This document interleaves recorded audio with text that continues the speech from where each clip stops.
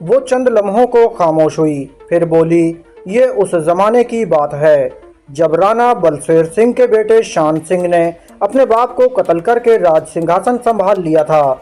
उस जमाने में ये इलाका बड़ा जरखेज और आबाद हुआ करता था।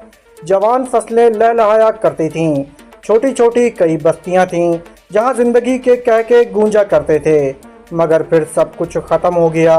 वो एक दफ़ा फिर खामोश हो गई और महल की तरफ देखते हुए कहने लगी, शान सिंह बहुत जालिम और अय्याश हुक्मरान था। वो रियाया को भी अपनी मिल्कियत समझता था। वो न सिर्फ किसानों से अनाज का एक एक दाना छीन लिया करता था, बल्कि उनकी इज्जत से खेलना भी अपना हक समझता था। किसी बस्ती में किसी घर की इज्जत महफूज नहीं थी। उसके हरकारे दूर दराज की बस्तियों से जवान और खूबसूरत लड़कियों को उठाकर ले आते। महल में मासूम और बेगुनाह लड़कियों की आहो पुकार गूंजती रहती। राजा शान सिंह के जुल्म सितम से तंग आकर किसान अपनी बस्तियां छोड़ने लगे। सोना उगलने वाली ज़मीनें बंजर और वीरान होने लगीं, लेकिन राजा को फिर भी होश नहीं आया। एक रोज़ किसी बस्ती में किसान की बेटी की शादी थी। दुल्हन को डोली में बिठाया जा रहा था कि राजा के जालिम व सफ़ाक हरकारे पहुंच गए और दुल्हन को उठाकर ले गए। वो राजा शान सिंह की ज़िंदगी की आखिरी रात थी। अगवा करके लाई जाने वाली दुल्हन ने शान सिंह को कत्ल कर दिया और खुद भी महल की फसील से छलांग लगाकर आत्महत्या कर ली। और उसके बाद यहाँ तबाही नाजिल होना शुरू हुई। राजा शान सिंह के हरकारे बेलगाम हो गए थे। उन्होंने लूट मार शुरू कर दी। औरतों को घरों से निकाल कर बेइज्जत और रुसवा किया जाने लगा। बस्तियां वीरान और ज़मीनें बंजर होती चली गईं। एक रिवायत ये भी है कि जिस लड़की ने राजा शान सिंह को कत्ल करके आत्महत्या कर ली थी, उसकी भटकती हुई रूह ने महल में बसेरा कर लिया था। उसकी बेन और चीखें महल में गूंजती रहती। इस तरह महल भी वीरान हो गया और ये वीरानी पूरी रियासत में फैल गई। बस्तियां गायब होती गईं और लहलहाती फसलों को जंगल निगलता गया। वो खामोश हो गई। मैं उस वीरान महल की तरफ देख रहा था। शशावरी कह रही थी, ये महल सदियों से वीरान पड़ा है। जंगल में खूनख्वार दरिंदों की वजह से कोई इस तरफ आने की हिम्मत नहीं करता, और वैसे भी ये अफवाह आम है कि इस वीरान महल में अब भी बदरूहों का बसेरा है। तो फिर आज की रात हम इस महल में गुजारेंगे। मैंने गाड़ी का इंजन स्टार्ट करते हुए कहा। क्या? वो दोनों उछल पड़ीं। तुम्हारा दिमाग तो ख़राब नहीं हो गया? चीखती हुई ये आवाज़ रत्ना की थी। मैंने उनकी सुनी अनसुनी करते हुए गाड़ी आगे बढ़ा दी और उसे झील के साथ साथ जाते हुए उसका रुख महल की तरफ मोड़ दिया, जो झील के किनारे से तकरीबन 100 गज के फासले पर कदरे बुलंदी पर वाक़ था। रुखसत होती हुई धूप अब भी दीवारों पर पड़ रही थी। इस तरफ से देखकर अंदाज़ा लगाया जा सकता था कि हौदासे ज़माना से महल में काफ़ी टूट फूट हो चुकी है। मैं लैंड क्रूज़र को वसी मेहराबी गेट के अंदर ले गया। गेट के साथ दीवारें भी खासी चौड़ी थीं। दाएं बाएं एक एक कमरा था, मगर दोनों कमरे छतों से महरूम हो चुके थे। सामने बहुत बड़ा लंबा चौड़ा मैदान था, जिस पर झाड़ियों और खुदरू घास फैली हुई थी। इस मैदान के चारों तरफ कई फीट चौड़ी पुख्ता रोशें थीं और तवीलो अरीज बारामदे थे, जिनमें कमरे थे। बारामदों के सामने मेहराबें बनी हुई थीं। महल का मरकजी हिस्सा सामने था। इमारत 2 मंजिला थी और बिलाशुबा इसे फ़न तामीर का शाहकार कहा जा सकता था। मैंने इमारत के मरकजी हिस्से के सामने घास के मैदान में गाड़ी रोककर इंजन बंद कर दिया और गहरी नज़रों से इधर उधर देखने लगा। धूप सामने ऊपर की मंजिल पर पड़ रही थी और मैं देख रहा था कि ऊपर की मंजिल के बेशतर हिस्से टूट फूट चुके थे। मैंने गर्दन घुमाकर रत्ना और शशावरी की तरफ देखा। उनके चेहरे धुआं हो रहे थे। मैं कहती हूँ, वापस चलो। हम जंगल में किसी जगह गाड़ी ही में बैठकर रात गुजार लेंगे, रत्ना ने कहा। एक महफूज जगह मौजूद है, तो जंगल में रात गुजारने की क्या ज़रूरत है? मैं कहते हुए इधर उधर देखने लगा। दाईं तरफ एक जगह बारामदे के 2 सतून टूटे हुए थे और उसके सामने जो कमरा था, उसके दरवाजे की दीवारें भी आधी के करीब टूटी हुई थीं। और मेरे ख्याल में हमारी गाड़ी उसके अंदर जा सकती थी। मैंने इंजन स्टार्ट कर दिया और गाड़ी को घुमाकर उस तरफ ले लिया। मेरा अंदाज़ा दुरुस्त निकला। काफ़ी कुशादा जगह थी। गाड़ी अंदर ले जाने में कोई दुश्वारी पेश नहीं आई। ये कमरा भी बहुत कुशादा था। कम से कम इस जैसी 3 गाड़ियां साथ साथ खड़ी की जा सकती थीं। इससे भी आगे काफ़ी जगह थी। इस महल में शाही ख़ानदान के अफराद रहते थे और जाहिर है कि कमरे बड़े ही बड़े होंगे। मेरा अंदाज़ा था कि दूसरे कमरे में भी इसी तरह कुशादे होंगे। मैंने गाड़ी के अंदर की बत्ती जला दी। अगर कोई हमारी तलाश में भी आ गया तो फौरी तौर पर हम उनकी नज़रों में नहीं आ सकेंगे। मैंने मुड़कर उन दोनों की तरफ देखते हुए कहा, अगर कोई भटकती हुई रूह यहाँ आ गई तो। शशावरी ने कहा, उन रूहों की दुश्मनी राजा शान सिंह और उसके हरकारों से है। हम तो अजनबी लोग हैं, हमारा उनसे क्या वास्ता, लिहाजा इत्मीनान रखो, रूहें हमें कोई नुकसान नहीं पहुंचाएंगी। शशावरी ने कहा, उन रूहों की दुश्मनी राजा शान सिंह और उसके हरकारों से थी। हम तो अजनबी लोग हैं, हमारा उनसे क्या वास्ता, लिहाजा इत्मीनान रखो, रूहें हमें कोई नुकसान नहीं पहुंचाएंगी। अब इत्मीनान से अलग अलग सीटों पर पैर फैलाकर बैठ जाओ, मैंने कहा, और अगर महल की सैर करना चाहो तो नीचे उतर चलो। नहीं, हमें सैर नहीं करनी, शशावरी कहते हुए पिछली सीट पर चली गई और टांगे फैलाकर नींद दराज हो गई।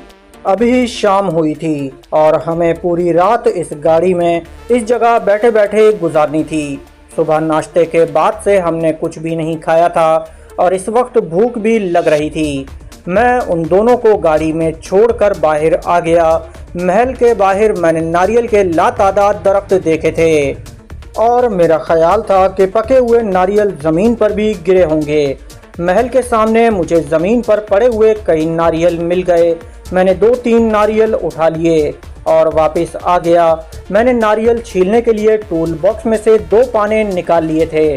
तकरीबन आधे घंटे में मैंने तीनों नारियल छील कर कुर्री निकाल ली और एक टुकड़ा अपने पास रखकर बाकी उन दोनों के हवाले कर दिया। नारियल खाते हुए ना जाने क्या सोचकर रत्ना ने सूटकेस अपने सामने रखकर खोल लिया। वो चंद लम्हे सूटकेस में कुछ टटोलती रही, फिर उसकी घुटी घुटी सी आवाज़ सुनाई दी, गज़ब हो गया नाजी, क्या हुआ? मैं उसकी आवाज़ सुनकर चौंक गया। इसमें नकदी और जेवरात वाला एक बंडल गायब है। वो बोली, क्या? मैं उछल पड़ा। हाँ, ये देखो। रत्ना ने सूटकेस का ढकना पूरी तरह खोल दिया। 2 साड़ियों में बंडल बनाए गए थे ना, एक बंडल गायब है। मैं अपनी सीट से उठकर पिछली सीट पर आ गया। यशवधर के क्वार्टर में हमने शशावरी के कहने पर तमाम जेवरात और करेंसी नोटों के बंडल सूटकेस से निकालकर रत्ना की 2 साड़ियों में लपेटकर अलग अलग तकियों में ठूंस लिए थे और वो बंडल अलग अलग ही नंदनी के बंगले पर लेकर आए थे। बाद में उन्हें शशावरी के लाए हुए अटैची केस में जूं का तू रख दिया गया था। गुज़िश्ता रोज़ नंदनी के सामने वो सूटकेस खोला गया था और ड्राइवर और दूसरे 2 आदमियों को रिश्वत देने के लिए एक बंडल में से रकम निकाली गई थी और फिर रत्ना ने नंदनी को भी कुछ रकम और एक कंगन पेश किया था। उसने उस कंगन को तो कबूल कर लिया था मगर रकम नहीं ली थी और रत्ना ने मेरे सामने ही वो रकम उस बंडल में लपेटकर दोबारा सूटकेस में रख दी थी। वो दोनों बंडल सूटकेस में रखे गए थे तो फिर एक कहाँ गायब हो गया? ओह, मेरे दिमाग में झमाका सा हुआ। कल रात जब ड्राइवर उसका हेल्पर बंगले में आए थे तो नंदनी ने हम दोनों को सिटिंग रूम में बुला लिया था और हमें भी वहीं छोड़कर चाय बनाने के लिए चली गई थी और उसकी वापसी आधे घंटे बाद हुई थी। मुझे यकीन है कि इस दौरान उसने सूटकेस में से एक बंडल भी गायब कर दिया होगा। बहुत हमदर्द और नेक बनी हुई थी। हमारे सामने मौका मिलते ही हाथ साफ कर गई। मैंने पहले ही तुम लोगों को नंदनी के बारे में खबरदार कर दिया था, शशावरी ने कहा। उसकी बातों से हमें यकीन हो गया था कि वो वाकई हमसे मुखलिस है और उसके दिल में कोई लालच नहीं है, मैंने कहा, और शायद इसलिए हमसे गलती हो गई। और हमने अपना सब कुछ उस पर जाहिर कर दिया। बहरहाल ये उसकी मेहरबानी है कि उसने सब कुछ गायब नहीं किया और कुछ हमारे लिए छोड़ दिया। लानत हो उस पर, रत्ना बोली। उस कमबख्त को तो पता था कि चोरी का इंकशाफ होने पर हम वापस नहीं आएंगे। कीड़े पड़े उसमें, आग लगे उसको। रत्ना उसे बद्दुआएं देने लगी। अच्छा हुआ वो पकड़ी गई। उससे जेवरात बरामद होंगे तो बेला उसके शरीर का रेशा रेशा अलग कर देगी। वो भी क्या, शी। मैंने होठों पर उंगली रख कर रत्ना को खामोश कर दिया। मुझे बाहर कुछ जानी पहचानी आवाज़ सुनाई दी। वो दोनों भी कोई आवाज़ सुनने की कोशिश करने लगीं और फिर मेरे शुबे की तस्दीक हो गई। वो किसी गाड़ी के इंजन की आवाज़ थी। वो गाड़ी गालिबन महल के मरकजी दरवाजे में दाखिल हो चुकी थी। कंपाउंड में उसके हेडलैम्प्स की रोशनी दिखाई देने लगी। रत्ना और शशावरी के चेहरे धुआं हो गए। मैं बड़ी फुर्ती से ड्राइविंग सीट पर आ गया और लैंड क्रूज़र की छत वाली बत्ती बुझा दी। पिस्तौल हाथ में लिया और बड़ी आहिस्तगी से दरवाज़ा खोलकर नीचे उतर गया। दरवाजे वाली शिकस्ता दीवार के करीब पहुंचकर मैंने बाहर झांका और इसके साथ ही मेरे दिल की धड़कन तेज हो गई। वो पुलिस की जीप थी जो महल के मरकजी दरवाजे में दाखिल होकर रुक गई थी और 3 पुलिस वाले नीचे उतर आए थे। उनमें एक सब इंस्पेक्टर था और 2 कांस्टेबल जिनके हाथों में राइफलें थीं। वो जीप की हेडलैम्प्स की रोशनी में हमारी गाड़ी के टायरों से दबी हुई घास को देख रहे थे और फिर वो तीनों उस दबी हुई घास को देखते हुए आगे बढ़ने लगे। मेरे दिल की धड़कन तेज होती जा रही थी। मैं दीवार की आड़ में खड़ा उनके कदमों की आवाज़ें सुन रहा था जो लम्हा ब लम्हा करीब आती जा रही थीं।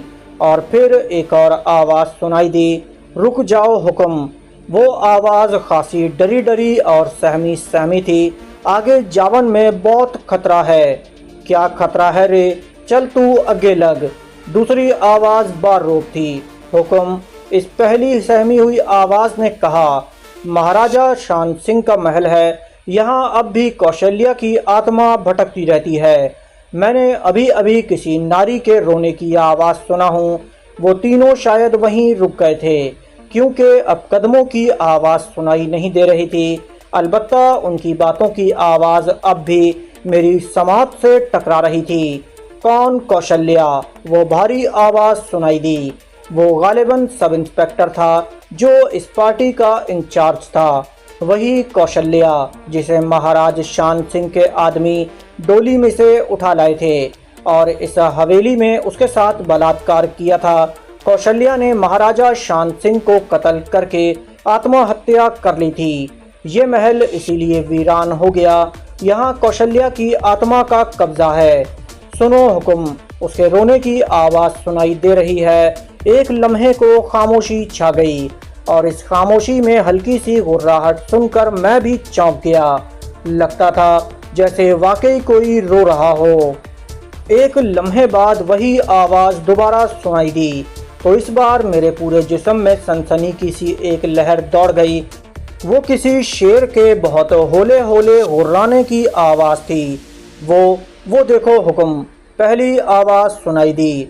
अब उसमें खौफ नुमाया था। कौशल्या की आत्मा इधर ही को आवत रही है। वो देखो, उसकी आंखें चमकत रही हैं। मैंने दीवार की आड़ से झांक कर देखा।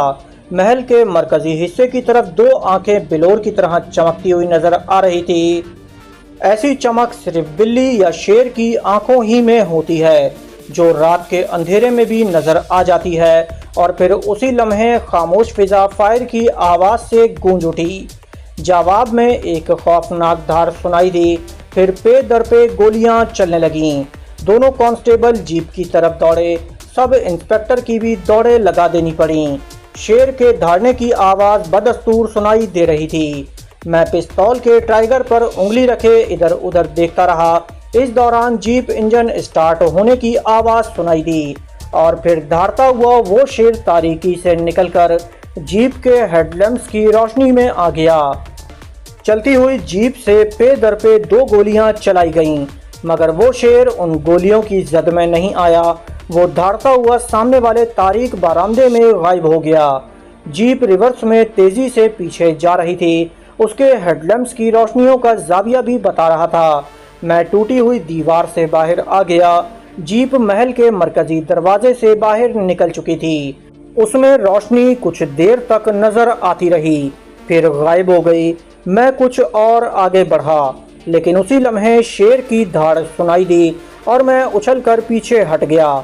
दूसरे ही लम्हे मैं दौड़कर कार के करीब आ गया और दरवाज़ा खोलकर अंदर घुस गया। बाहर शेर की धाड़ रह रहकर सुनाई देती और हम तीनों अपनी अपनी जगह में दुबके बैठे रहे।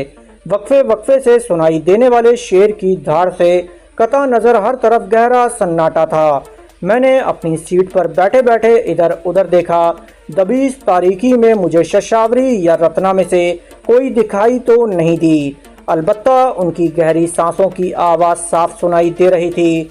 रत्ना, शशावरी, मैंने होले से पुकारा, तुम लोग जिंदा हो या? जिंदा हैं, रत्ना की मुर्दा सी आवाज़ सुनाई दी। लेकिन अगर जंगल के उस बादशाह को पता चल गया कि हम यहाँ मौजूद हैं तो हमारे मरने में कोई कसर नहीं रह जाएगी।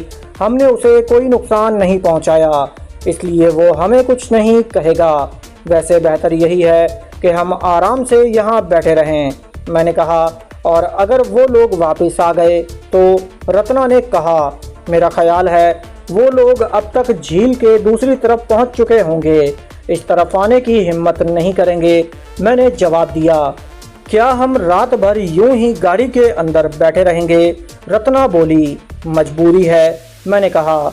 यहाँ सांप, बिच्छू और दीगर जहरीले कीड़े मकोड़े भी होते हैं, इसलिए नीचे उतरकर टहलने का खतरा भी मोल नहीं लिया जा सकता। ये सब शशावरी की वजह से हुआ है, रत्ना ने कहा। अगर ये रास्ता ना भूलती तो हम इस भूत खाने के बजाय किसी घर में आरामदेह बिस्तर पर सो रहे होते। फिलहाल तो गाड़ी की इस सीट को ही आरामदेह बिस्तर समझ लो, दूसरी सीट पर बैठी हुई शशावरी ने कहा। शेर की धाड़ अब सुनाई नहीं दे रही थी।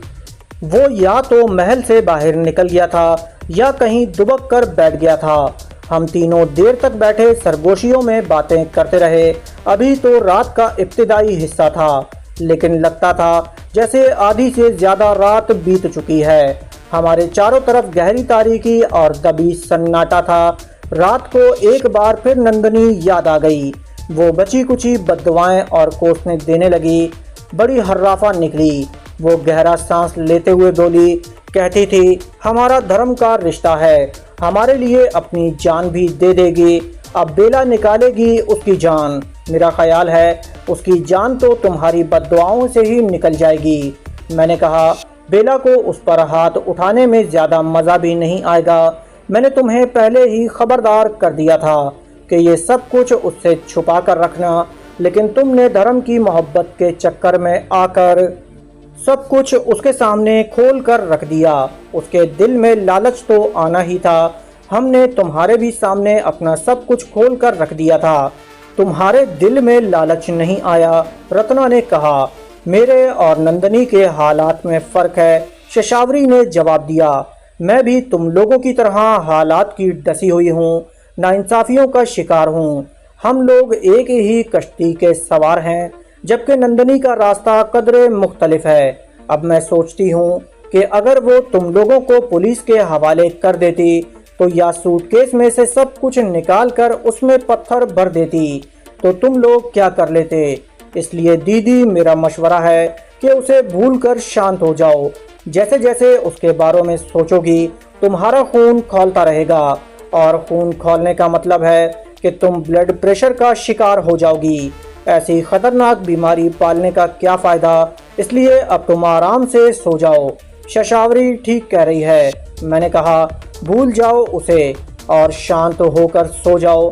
उस कुतिया को तो मैं कभी भूल नहीं सकती, रत्ना ने कहा। वो मुझे हमेशा याद रहेगी, और जब तक याद रहेगी मैं उसे कोसने देती रहूँगी। पता नहीं वो अब तक जिंदा बची है या नहीं, मैंने कहा। बेला को तुम अच्छी तरह जानती हो सकता है वो उसके तशद्दुद का शिकार होकर अपनी जान से हाथ धो बैठी हो। अब तो तुम्हें अपनी फ़िक्र करनी चाहिए। मैं चंद लम्हों को खामोश हुआ, फिर बोला, पुलिस हमारे सर पर पहुंच चुकी है। हो सकता है वो किसी भी महफूज जगह पर पहुंच गए हों और महल से ज़्यादा दूर ना हों। और अगर हमें सुबह इस जंगल से निकलने का रास्ता ना मिल सका तो घेर लिए जाएंगे। ये भी मुमकिन है कि पुलिस की कोई और पार्टी भी जंगल में दाखिल हुई, या सुबह सवेरे ही पुलिस की मजीद नफरी हमारी तलाश में जंगल में दाखिल हो जाए और हमारे बचाव के तमाम रास्ते मसदूद हो जाएं। अब मुझे रास्ते का अंदाज़ा हो गया है, शशावरी ने कहा।